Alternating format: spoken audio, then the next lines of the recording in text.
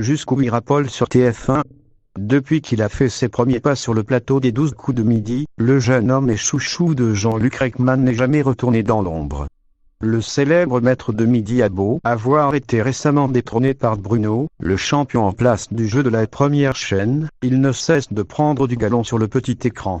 S'il participe à toutes les émissions spéciales des 12 coups de midi, l'étudiant en histoire, qui a touché les téléspectateurs en révélant qu'il était atteint du syndrome d'Asperger, vient de décrocher un tout nouveau rôle dans le programme.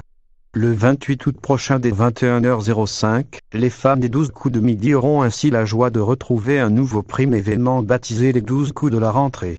L'occasion pour Jean-Luc Reichmann de mettre fin aux grandes vacances dans la joie et la bonne humeur. Pour ce faire, l'animateur sera également bien entouré puisque Valérie Damido, Patrick Fiori, Quinvé et Augustin Galliana seront de la partie. Des invités surprises seront également au programme tels qu'Amandine Petit, Miss France 2021, Laurent Mariotte, Patrick Bruel, Moundir ou encore le dessinateur Emmanuel Chomnu. Pour la première fois de l'histoire du jeu, les guests seront en binôme avec 4 enfants, âgés entre 10 et 12 ans.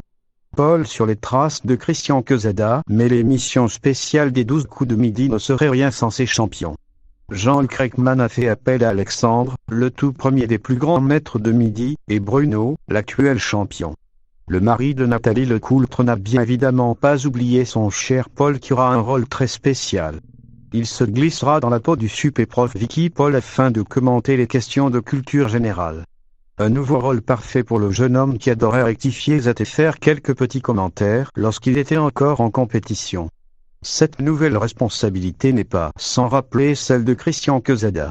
Avant le scandale et son incarcération, ce dernier endossait le rôle du professeur pour révéler si les candidats donnaient de bonnes ou fausses réponses. Une responsabilité désormais confiée à Paul qui va définitivement le